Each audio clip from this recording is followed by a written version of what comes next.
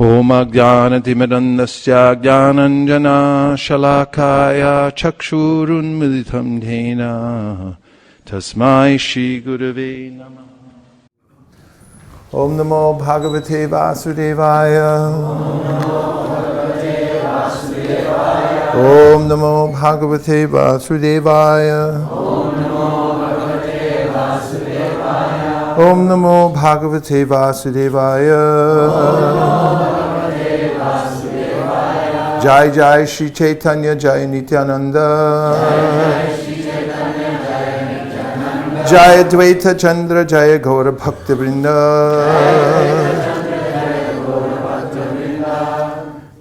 We're reading from the Sri Caitanya-caritamrta, Madhya Lila, Volume 1. The later pastimes of Lord Chaitanya. And I know we're ending up at verse number 161.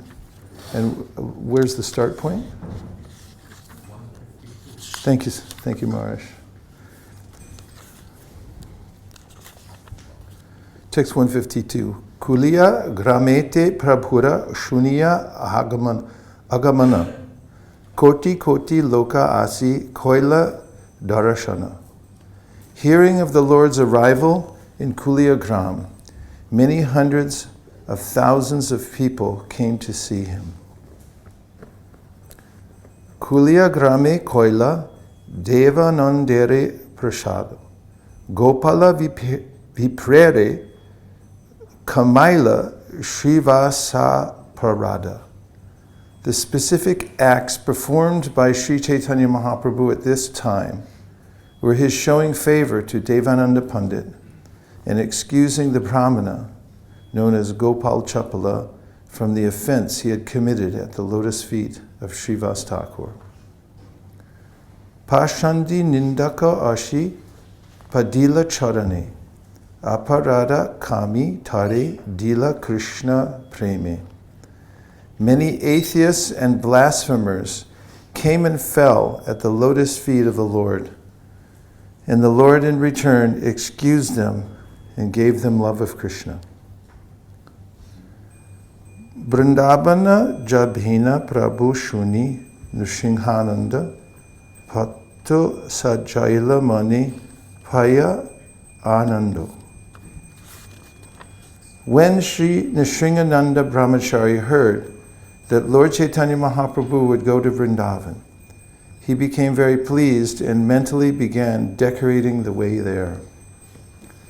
Kuliya Nagara Hoite Patoratne Bhandaila Nivritna Pushpa Shaya Upare Patila.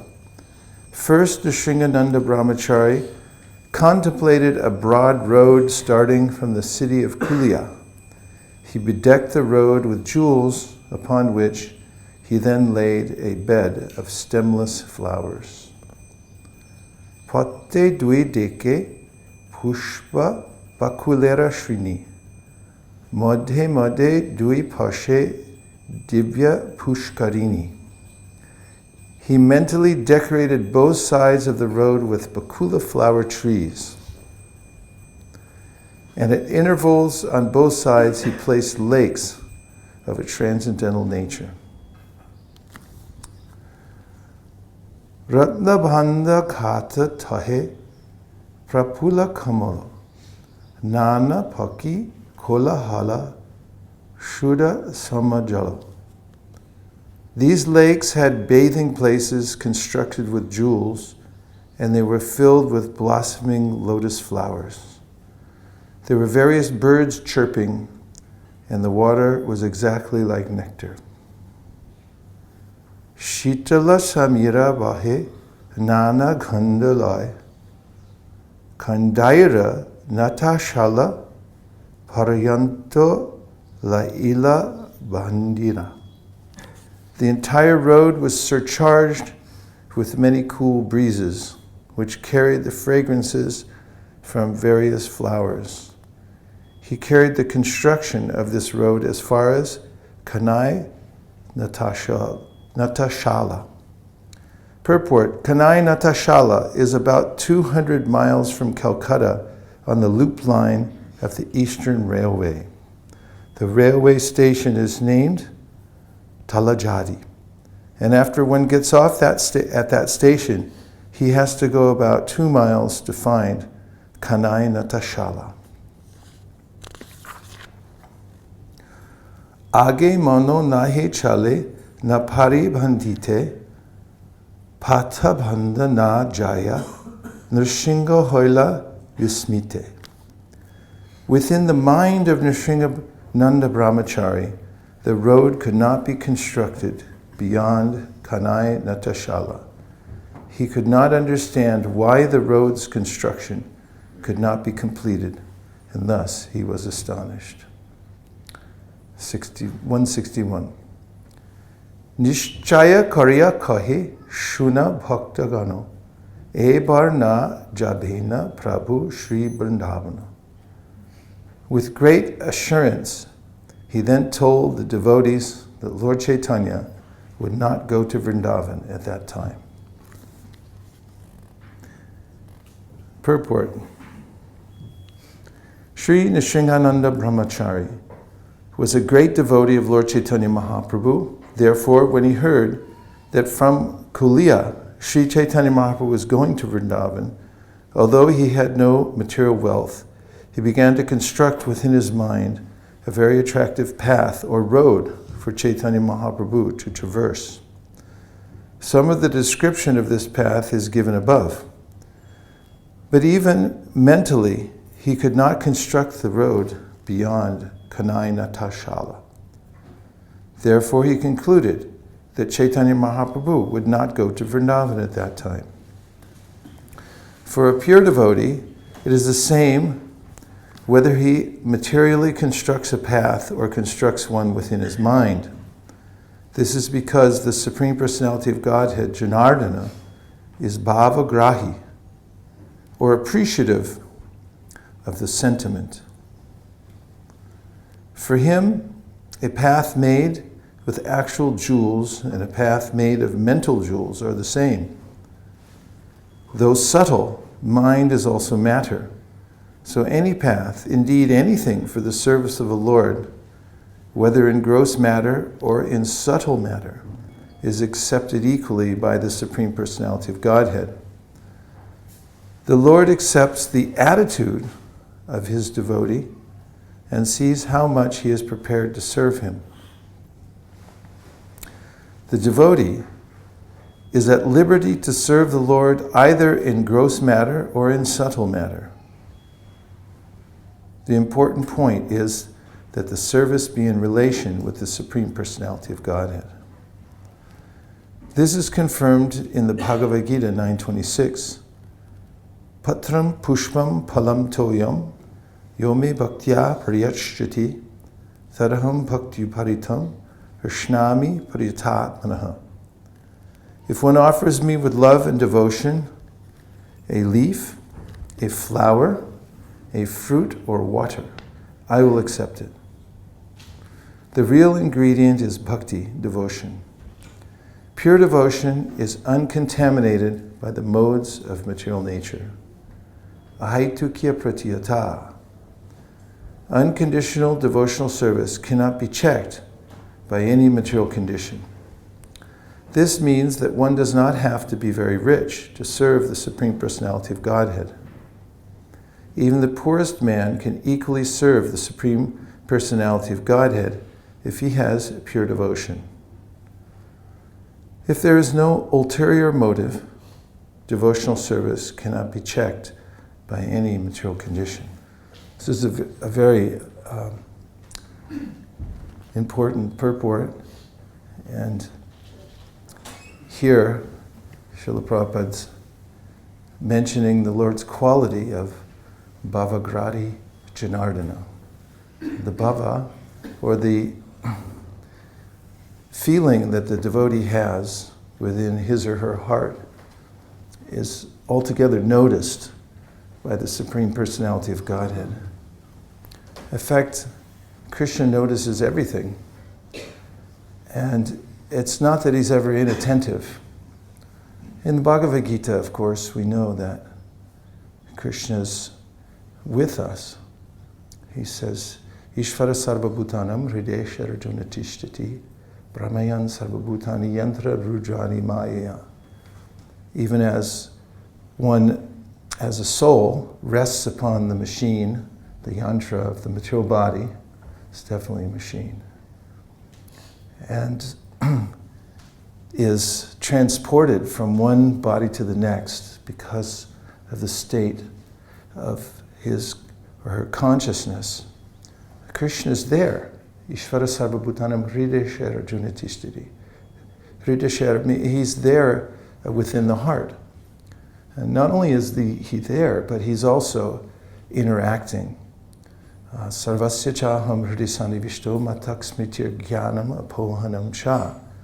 That Krishna says in the Bhagavad Gita, in the 15th chapter, that I'm giving knowledge. One can notice this, Prabhupada mentions in a lengthy purport in which he advocates introspection, anumapakai, through introspection and seeing how the Lord's interacting with us within the heart. One can notice that one is getting intelligence very much the way that a child would get direction from a parent. There are instances in history, not just in history, they're noted. Everyone has experience. There are notable times at which people like Jonas Salk mentioned how he was researching the polio vaccine, and in kind of a frustration from not being able to discover the actual formula, one day it came to him completely intact while he was waiting for his wife to come out of a store. And he went and wrote it down. There are many other instances, but we all have this experience. And if one is a little observant, one can see that my intelligence is coming from a higher source. This is actually something that Prabhupada advocates that we do. Take time to look inside and see how it is that we're being provided with this intelligence. This is the Lord's prerogative. In fact, he's vitally interested in each individual soul, Atma, living entity, because Mamai Vamsho Jiva Loke, Jiva Bhuta Sanatana, he describes how they're all parts of him. And Gajendra, when he's praying to the Supreme Personality of Godhead, says that, my Lord, you're never lazy or inattentive. He used the word laya. He says that you don't wait for me to pray to you, to be attentive to my needs and desires. Actually, you're always like that. And Prabhupada amplifies that in his purport, saying that Krishna is always attending to us. Sapare gat shukram akayam avranam ashnaviram shuram apapavidam kaviram manishi paribu swayamburi yatat yatyatortan vyaradash asvatibhya samabhyaha. The Sri Upanishad mentions how the Lord he's a self-sufficient philosopher. He has been fulfilling everyone's desires since a time immemorial. And therefore, it's not that when I decide that I'll turn my attention to him and I'll make some specific intention known, which is generally known as praying. I sort of verbalize what my intention is. This is what I really want. Who's ever out there or in there, it's not only then that Krishna notices. He always notices, says Prabhupada, in relationship to Gajendra. He's noticing, even Prabhupada says in the Bhagavad Gita, the psychic movements of the living entity, the subtlety of the desire. And through the material nature, actually, he goes into detail of this. In the 8th chapter of the Bhagavad Gita, he's reciprocating.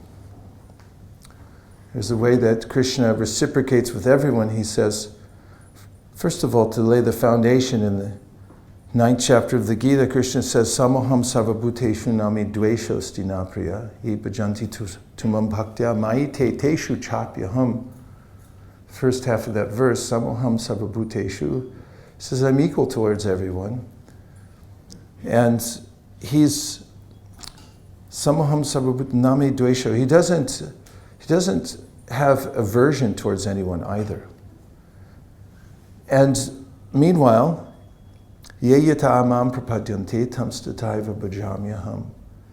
He says, whatever way in which the living entity, who's not a dead stone, but actually has his own volition to desire and create, approaches me, I respond accordingly, equally. Of course, in the second half of the verse I quoted from the ninth chapter, Ye bhajanti tumam bhaktya mai te teshu chapyaham. He says, if somebody decides to turn his attention towards me, perfect timing, Hare Krishna.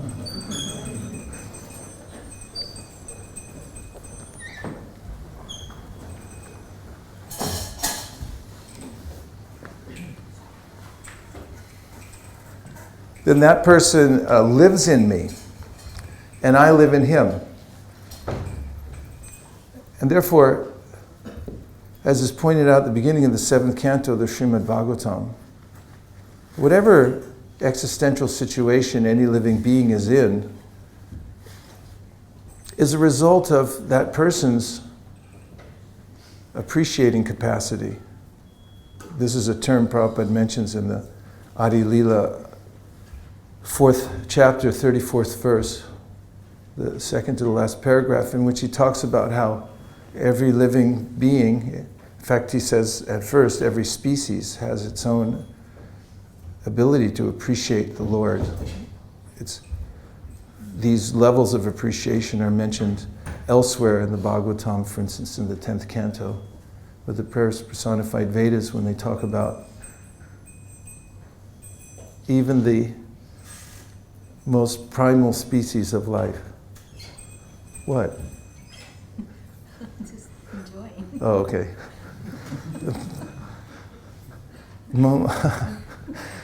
Even the most primal species of life have a relationship with the Supreme Personality of Godhead. So nityo nitya sambandha prakritischa paraivasa. Sri Brahma Samhita says every living entity has an eternal kinship with the Lord. So even in the most primal species, the living entity has annamoy, or is appreciating, eating. It's not nothing. In fact, to some people like me, it's practically everything. That's their relationship. And as one gets a field that is capable of more appreciation, in fact, one could say that the human experience is that field by which one can develop full appreciation for the Lord. The human beings are actually exalted. Krishna says in the 11th canto of the Cc.Madhya.1.152-161 to Sri Uddhava that of all the species, I like the humans the best. So if you're a human, be happy. Krishna likes you. Because the humans have this capacity to appreciate fully. One in the human form of life could fully develop full appreciation for Krishna, or rather, better put, an ever-expanding appreciation for Krishna, because that's what the human life is meant for. Starting off with inquiring, like, how did I get here? Tato Brahma Jignasa. And then guided by the Shastra, like the Cc.Madhya.1.152-161, Kama Sanendriya Pritir Labo Jiveta Yavata Jivasya Tattva Jignasa Narto Yash Cheha Karma Vihi. The Bhagavatam saying, don't waste your time right now. You've got an opportunity to really find out about your relationship with the Supreme Personality of Godhead. So just keep all the maintenance part on a minimal scale so that you can be fully available to inquire on the highest level about your relationship with the Supreme Personality of Godhead. So this is what is called your appreciating capacity. To the degree in which you you develop this capacity to appreciate Krishna.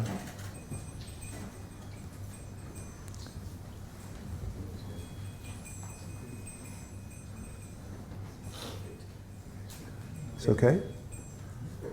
Hare Krishna. Hare Krishna, Krishna Krishna, Hare Hare. Hare Rama, Rama Rama, Hare Hare. Hare Krishna, Krishna Krishna, Hare Hare. Hare Rama, Rama Rama, Hare Hare. Hare Krishna, Krishna Krishna, Hare Hare. Hare Rama, Rama Rama, Hare Hare. Hare Krishna, Krishna Krishna, Hare Hare. Hare Rama, Rama Rama. Continue? Okay. So, in the most refined states of consciousness, one can appreciate the Lord in everything. And Krishna gives suggestions of this in the Bhagavad Gita. He just says, Punyo gandha prativyam cha tejas chasmi vibhavaso jivanam sarvabhuteshu tapas chasmi tapasvishu. He gives suggestions of ways in which you can feel this appreciation for him anywhere. Punyo gandha, from the fragrance of the earth. Punyo gandha prativyam cha tejas chasmi vibhavaso. Just in all manifestations within this world, whatever's beautiful, whatever has some extraordinary feature, you can see that he says, appreciate, this is coming from me. So from this we also hear about Krishna's unlimited capacity to take from any living entity the smallest spark of appreciation for him. And of course he says in the Gita, Neha bikramanashvasti pratyavayona vidyate swalpamapyasya dharmasya trayate mahato bhayat. That even if there's the tiniest of intentions, how would you measure an intention anyway? It's amazing because it makes such a difference, doesn't it? What is intention? You can't get a little meter. Of course, we have a built-in meter where we can where we sense people's intentions. Yeah, I know you didn't mean it. That's okay. You meant to do that. And then it makes a bigger difference. In fact, even built into the law, they try to analyze people. Why did you kill that person? It was an accident. You know, I was cleaning my bow and arrow and it went off through the window. And it killed the guy next door. I didn't mean to do it. It's like no big deal, you know, probation, don't do it again, just don't keep a bow and arrow around. But, you know, if it was in the heat of, somebody got angry, he started screaming at his neighbor, he threw up the window, he actually shot him. He meant to do it, but he was angry. It's okay, it was clouded by your anger. So it's serious, but not, you know, it's not the worst thing. But if they notice your Google records that you went out and bought the bow and arrow and you got duct tape and everything else and you followed the guy home, then it's the most serious. I mean, intention is something we try to measure in everything and why people did something. So Krishna has an unlimited capacity to measure our intention. And there's one of the things being mentioned here at the last part of the purport. Because Krishna notices these things as Bhavagrahi, Janardana. What was the actual intention? Several examples are given in the Bhagavatam. For instance, the notorious Putana, who had come to kill Krishna, and certainly this was a dastardly desire and intention. She was working for the worst kind of person, and she came to kill him, disguised as his mother, but in the end, she attained a benediction. And Uddhava marvels at this. Aho bhakiyam stanakala kutam jighamsaya payad apyasadvi. Even though she was asadvi, she was not a saintly person. He says, Aho bhakiyam stanakala. How wonderful this is that Krishna gave her a benediction. He accepted something from her.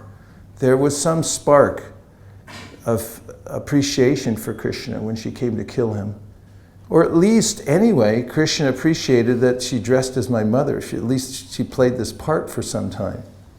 I mean, Uddhava's amazed. He's saying, like, who would take shelter of anybody else than Krishna, who looks, he finds intention that may not even be there, practically. I mean, like, you came close enough. I'll take it. And then he brings the devotee in. In fact, Brahma, when he's praying, he later on, he's noticing this pastime of Putana. He says to Krishna, you gave so much to Putana for so little. Do you have anything left for the residents of Vraja? Do you have any more benedictions to offer? It seems like you gave everything to Putana, but no.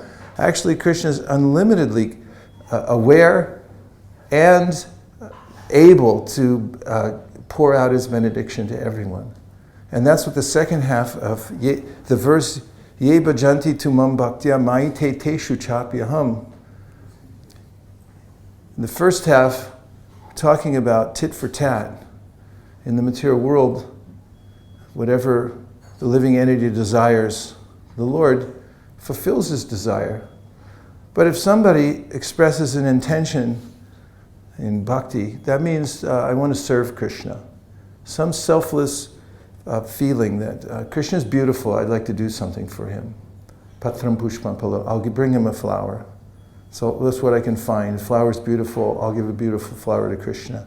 Ye bhajanti tumam bhaktya maite. Then the reciprocation from Krishna is inordinate. It's no longer tit for tat.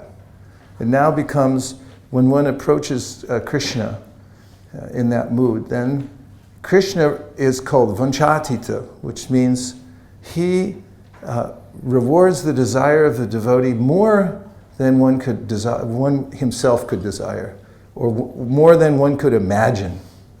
This happened with Bali Maharaj. That's where you find this statement, Bhavagrahi Janardana, in the first place. It's because Bali Maharaj was engaged with his demon friends and rejoicing over their conquering the heavenly kingdoms. And they were performing a big sacrifice to exploit more the material nature. And that's when Vamanadev, one of the three most opulent forms of the Lord, is Bhagavan Krishna, and there's Nrsingadev, and there's Vamanadev, who's irresistibly beautiful. I mean, when a little Brahmin comes in, Brahmin's thread and a deer skin on. Anyway, Bali Maharaj was sitting there in all his opulence and victoriousness, having conquered Indra and the heavenly kingdom, and their little Vamana came in, and in his heart, immediately his heart went to surrender to him. It's like, let me surrender. But he couldn't do anything about it. You know, sometimes circumstantially we can't do anything about our feeling. It's kind of strange. You know, we want to surrender, or there's a service that we want to do more possible. Thinking, I wish I could do more, but I'm encumbered by my circumstances. Do you think that's possible? Yes. In what way? Could somebody give an instance? Yes, Prabhu. Family responsibility? Like what? Be more specific. The more interesting it is. Especially if you're vulnerable and tell about your own. But you don't have to. Go ahead. Yeah, family circumstances, we see it all the time. Like, you know, there's a husband-wife combination, and sometimes the wife is into it, but the husband isn't, or vice versa. And it becomes difficult because there's a lot at stake. It's not so easy just to say, well, I'll do it anyway. Right? This is a good example. Thank you. Is there another one? Last year I had quite a high-flying high-flying career in IT. And had to kind of wrap that up. He had to wrap it up. And wrapping up sometimes takes a little while, right? Even Rupa and Sanatana Goswami took a little while to wrap it up. Tyakvaturna Mashesha Mandalapati Shrenim Sada Tuchava. Tuchava, yeah, but it took a little while to wrap it up. In fact, Sanatana Goswami started off by calling in sick. Anybody do that? I know in America, all the time I'm with devotees, they're driving around with a laptop open. They're like, what are you doing? I'm working. He called in sick until the Nawab sent the doctor down there and said, hey, he's not sick, he's reading the Bhagavatam. Finally, the Nawab showed up and said, what's going on? He said, I'm not coming to work anymore.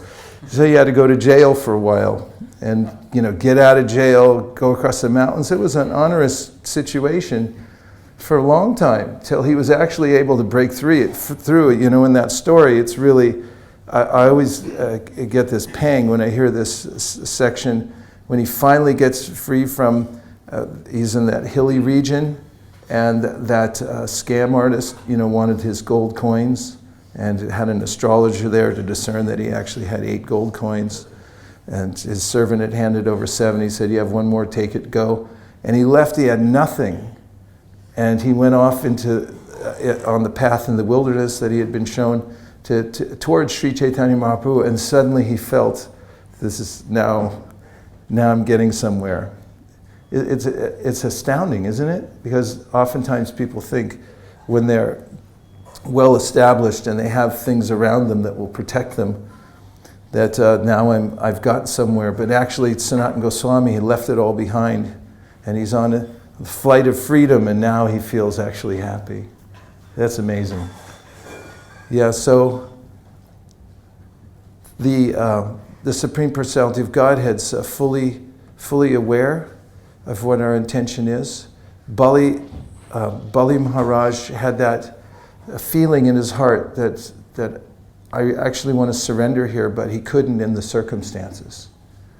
And so later, after the Lord made him capitulate through his own means, he has means of offering the kind of forced capitulation.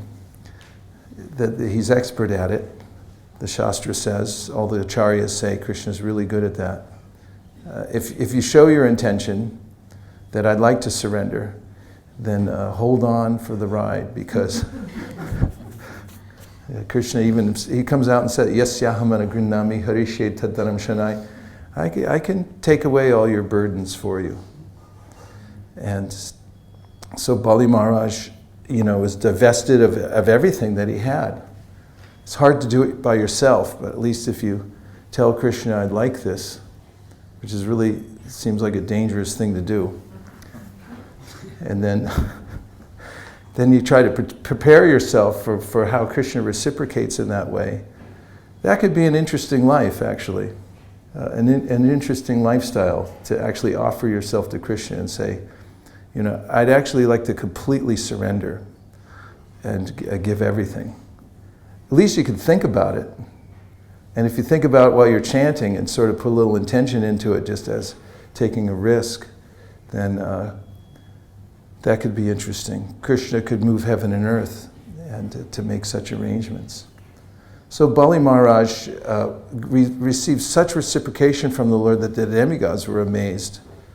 And the acharyas answer that because Krishna understood his heart, that even in the circumstance when he couldn't surrender, Krishna made an arrangement and then he reciprocated in ways that seemed inordinate. But that's what he does. Ye bhajanti tumam bhaktya mai te teshu chapyaham. Therefore, one can notice one's intentions. One can very deliberately offer oneself to the Lord, even if one may be in a situation right now where he or she can't do everything or anything about it. And from that, intention will grow a sequence, circumstances in which Krishna offers one more and more opportunity to give him or herself to Krishna in his service. So now we'll take a few reflections or questions. Reflections means anything that you heard that seemed useful that you could use yourself, perhaps, and or that you just heard in the purport or in the monologue. And a question is a little more challenging. It means that I'll have to think about it and try to answer precisely.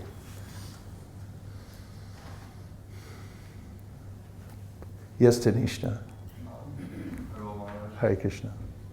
In a similar way that you can build the road for Krishna in your mind mentally and do your service in your mind, should we be afraid of offenses in our mind as well?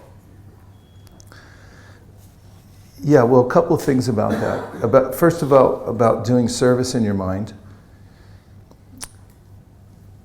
If I do it, according to the teachings of the Pancharatra, when we're doing worship of the Lord, there's actually a physical form of the things that we use to worship the Lord. And we should actually collect those things. We should go to the trouble, for instance, to grow tulsi and flowers and collect them and offer them and so forth. Because if you don't have the facility, you can offer them within your mind. I was once walking with a dear godbrother of mine, Madhava Maharaj. We were circumambulating Vrindavan every morning together, and he likes to go off on tangents and walk here and there and go other places as we're going, and I was kind of in a hurry to get back to do other things, and he said, let's go see that tree. It's a sacred tree. It's a desire tree. And I said, I'll just do it in my mind. And he said, that's okay, just as long as when we get back you take prasadam in your mind too. Anyway, that was his point. He didn't want me to be lazy. But we should be careful about offenses in our mind because there's thinking, feeling, and willing. And if you take the trouble to expunge kind of offensive feelings within the mind, one way is through gaining a higher perspective. Evam buddhi param buddva samstabhyatmanamatmana jahi shatram mahabaho kamarupam durasadam. Like Krishna says in the Bhagavad Gita, to overcome the inordinate desires within the heart through your intelligence. Develop your intelligence, and the best way to do that is by Shastra. And if you study Bhagavad Gita every day, at least by reading a chapter every day, and read Srimad-Bhagavatam carefully, then your intelligence becomes fortified. And you also get something else. Vasudevi Bhagavati Bhakti Yoga Prayojita Janaya Yashu Vairagyam Jnanam Chayara Haitukam. Krishna throws in, for free, extra, knowledge and detachment. You can't buy that stuff anywhere, except by hearing and chanting and doing the direct processes of devotional service. Then you get a little perspective, which gives you some space to work out the offensive ideas in your mind ahead of time. For instance, one might have an offensive idea or intention, and then you might rectify it by just letting it go. For instance, you might develop a grudge against somebody. And then through superior intelligence, you might decide, well, I'll just let that little grudge go in the forest somewhere, let him run off, and be free of it. If you deal with things on that level, then they don't go to feeling and willing and become manifest. Besides, living a life free of an offensive mentality it's a much better lifestyle. So it's a good idea to deal with it at that level. Hare Krishna. Yes, Prabhu. Just a general question, please, if possible. I've got quite a busy schedule, trying to coordinate different activities. Do you have any tips to, for example, fit in more reading or, to... Tip for a busy schedule, how to fit in more. The day. Yeah, definitely I have some tips.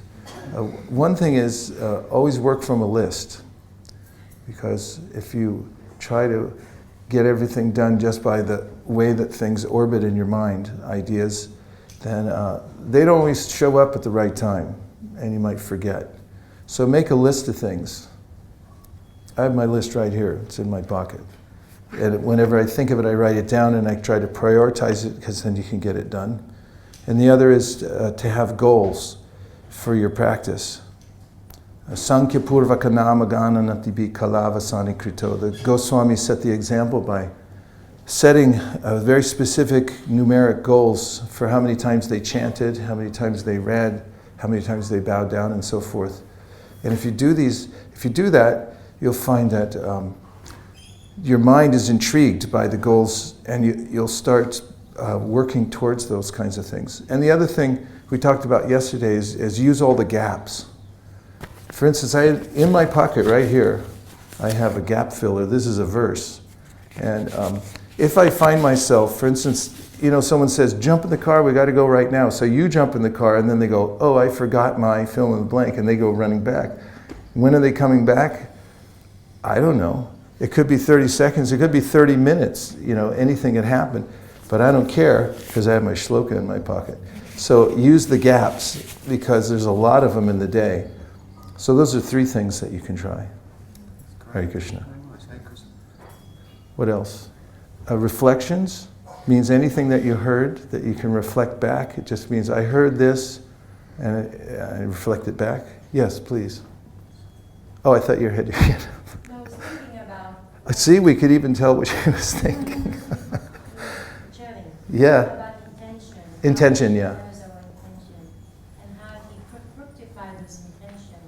Yeah. And I find that very relishing and the Lord is very kind, understanding our inner desires. Yes, what one's intention is. For instance, if somebody's speaking the Bhagavatam, and their intention is that they want to make money from speaking the Bhagavatam because they would like to have ample access to smoking cigarettes or a freewheeling lifestyle. And they're good at Bhagavatam, they know all the verses of the Bhagavatam, but that's their intention.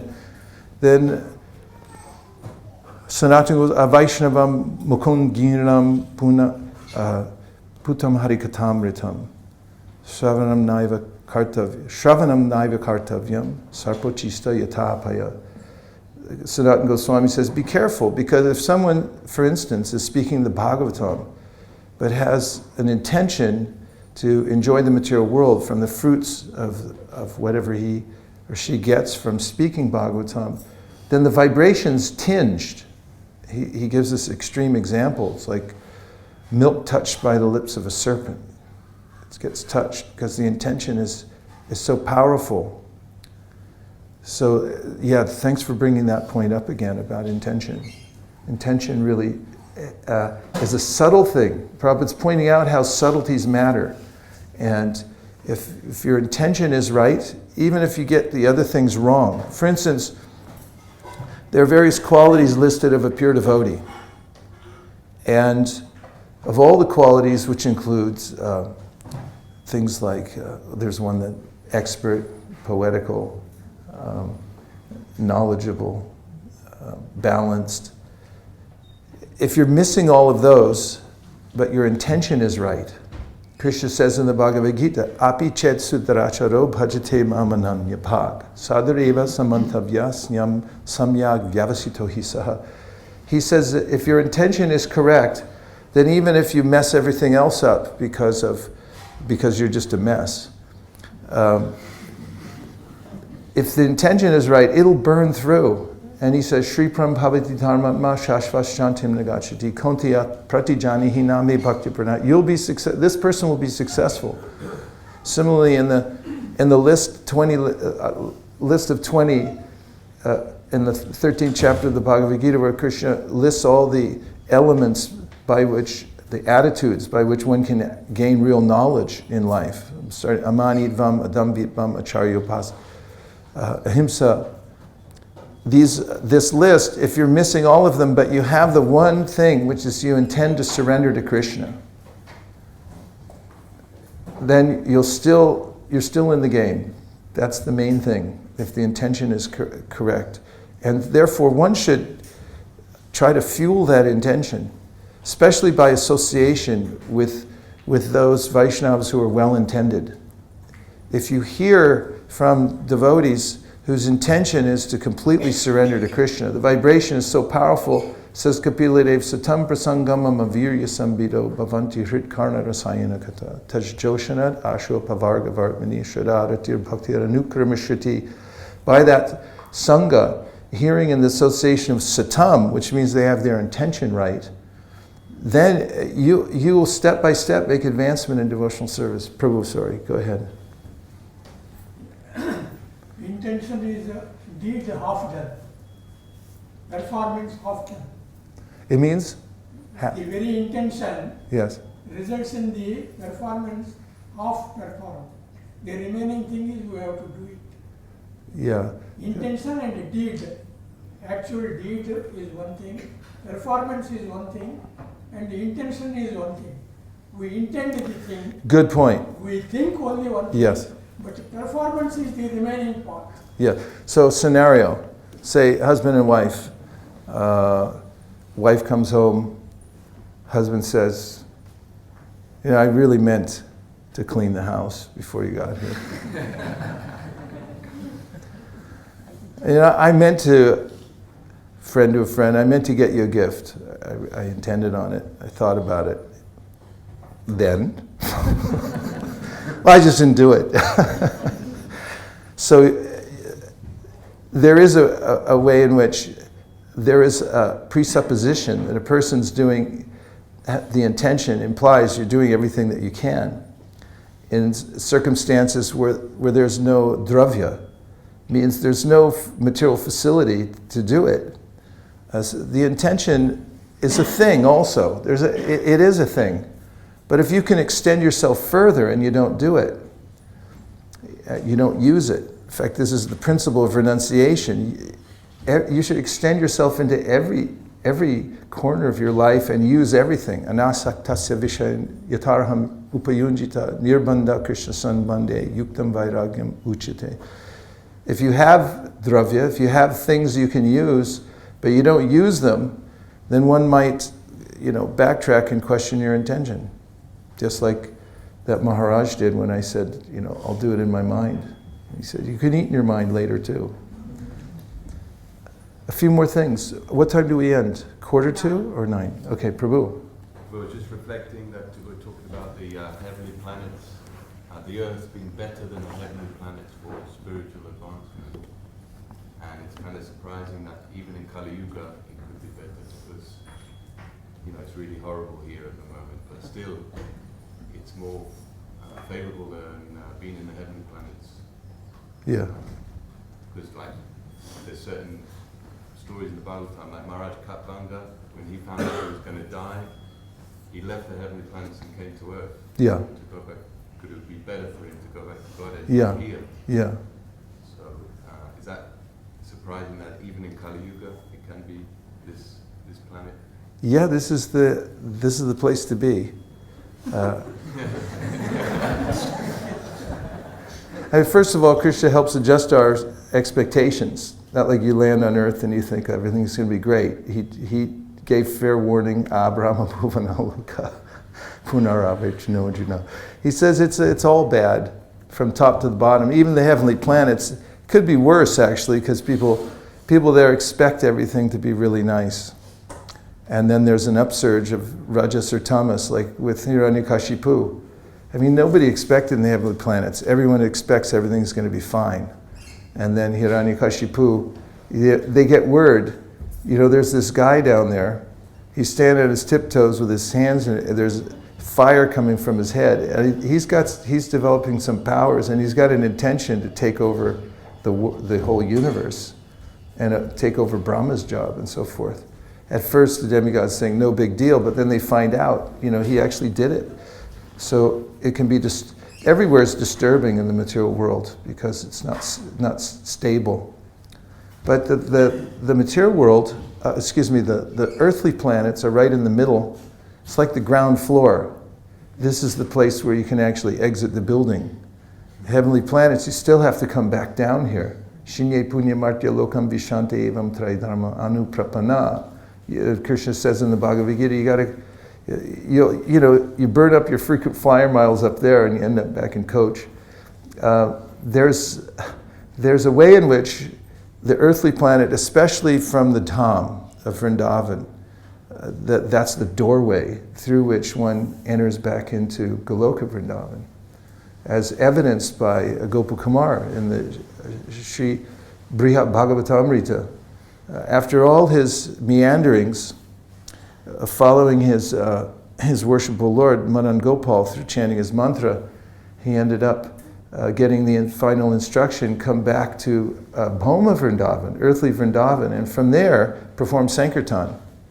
So you're already there on the earthly planet. We're already here in this situation.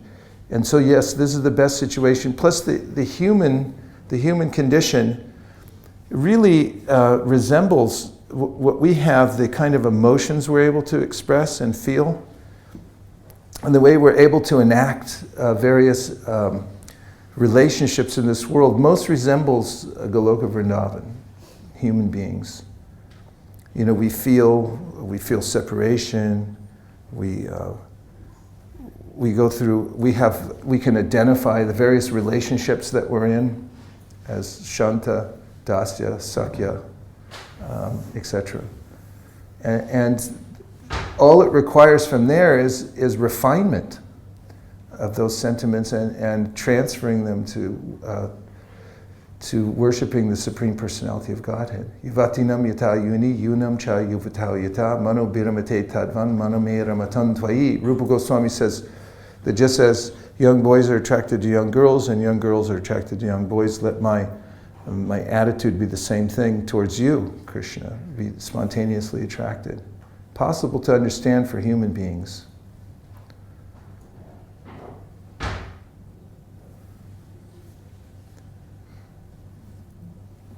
Prabhu. Intention is there, Krishna wants to reciprocate manyfold more than the intention. Why does it seem that the path of sadhana bhakti is so lengthy and difficult sometimes?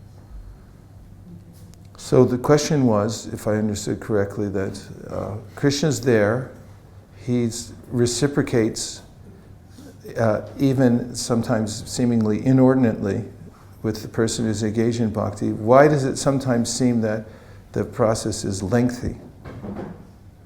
And why does it take so long? Well,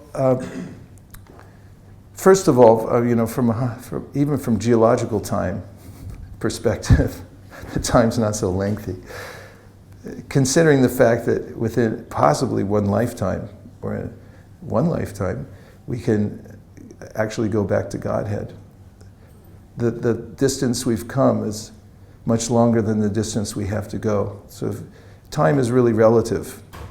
I remember in school, if there was a subject I hated, I'd look at the clock. I still remember this. I'd look at the clock and I'd think, when's this going to be over? And then I'd try to concentrate and I'd look back up and say, only 1 minute went by?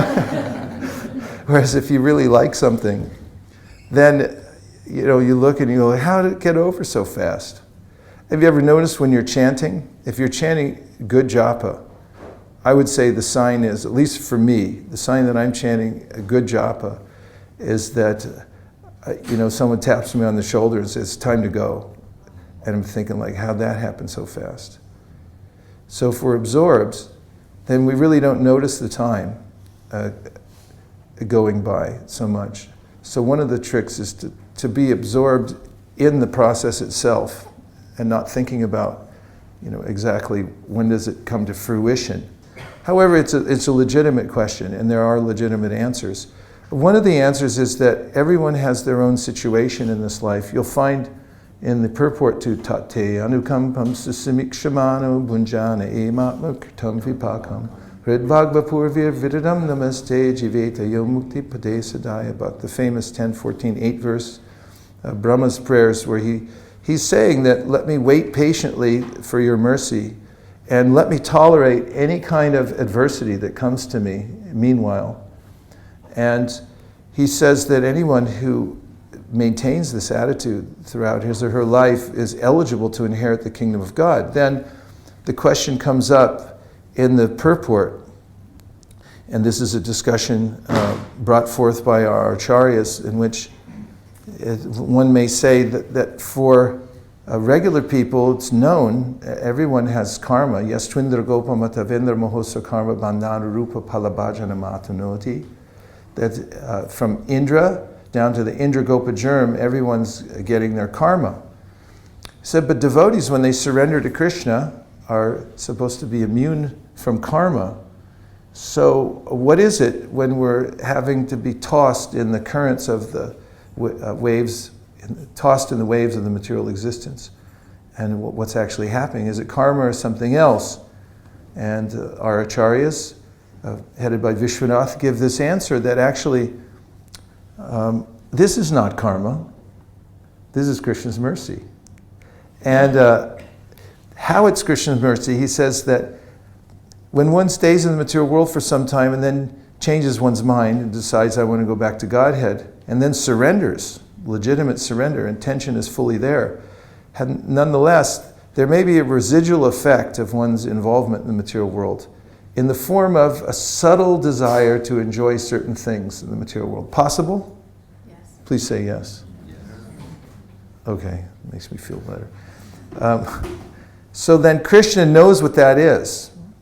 And he custom designs certain kinds of sufferings and frustrations to help burn out those last vestiges. I mean, not to get too esoteric here, but even in the rasa dance, there were various kinds of living entities who had come to join Krishna for the rasa dance. The various categories of gopis are all cataloged by our acharyas. And some of them were joining for the first time, coming from other situations. They're not parshadas, they're not eternal associates of the Lord, but they're actually coming out of the material world. They've been promoted to that position. They've taken birth in a situation where they can actually be with Krishna on the same planet, in the same town, in the same Leela. But they have something left. So some of them, when Krishna played his flute, and it was everyone, all the gopis ran to meet Krishna in the forest. They didn't even know the other ones were going. They just all heard it and went. And some were held back by their family members. And the intensity became so great for them that they burned off any last vestige of desire to enjoy the material world, or any last connection that may have been there, burned off in the heat of that intense separation of being held back to go join Krishna. So, I mean, what's better? You live in the ashram, in the temple, and you wish you were in, Monte Carlo. Or you're in Monte Carlo, sweeping the floors, and you're thinking, when can I go live in the temple? Which is better? So, internally it's really important. And Krishna is expert in knowing exactly how to rectify the last vestiges of desire to enjoy the material world. There are other reasons too. I mean, Krishna has his reasons. You find out that,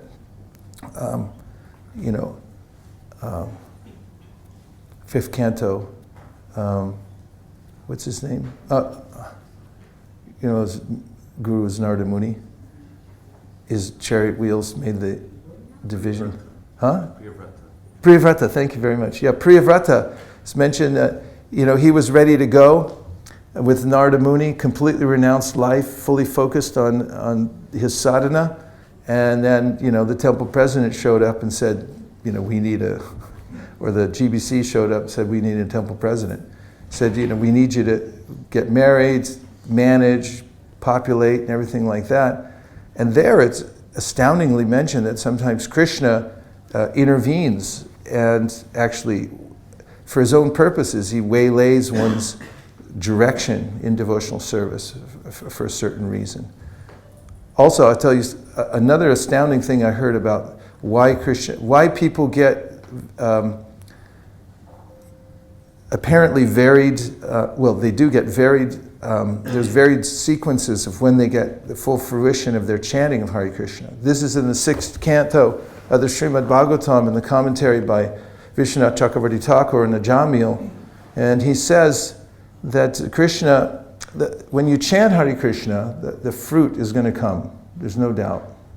the fewer offenses you have, the faster it will come. Nonetheless, Vishwanath Chakravarti Thakur says, one of the reasons some devotees don't get the immediate result is because Krishna holds it back from them. Why? Because there are other people in the world who don't believe in bhakti. They believe in karma and jnana and other paths. Krishna has to be equal to everyone, and he wants them to not lose their faith in their own path, because otherwise how is it free will for them to follow it? If everyone had immediate success in bhakti, then that would discourage the others. Therefore, he holds back the full result from some of the bhaktas who are practicing until later, like when they leave their body, they get the full result.